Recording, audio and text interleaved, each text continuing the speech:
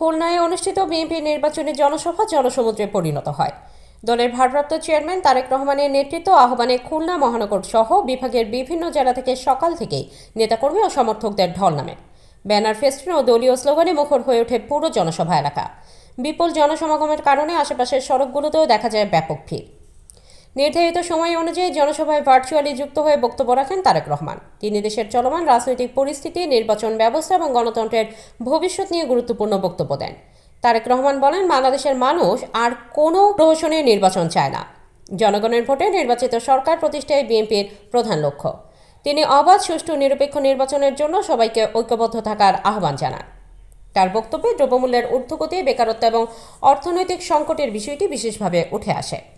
তিনি বলেন, সাধারণ মানুষ আজ চরম কষ্টে আছে। নিত্য প্রয়োজনীয় পণ্যের দাম বেড়ে যাওয়ায় মানুষের জীবনযাত্রা কঠিন হয়ে পড়েছে।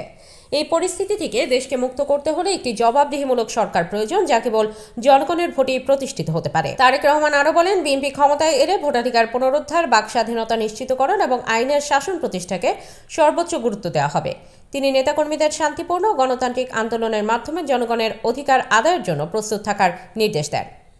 জনসভায় বিএনপির কেন্দ্রীয় স্থানীয় নেতারা বক্তব্য রাখেন। তারা বলেন, খুলনার এই জনসভা প্রমাণ করে যে দেশের জনগণ পরিবর্তন চায়।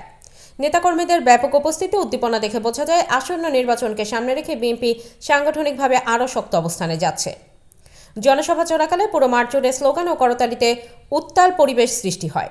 নেতাকর্মীরা তারেক রহমানের বক্তব্যে বারবার সমর্থন জানিয়ে স্লোগান দেন।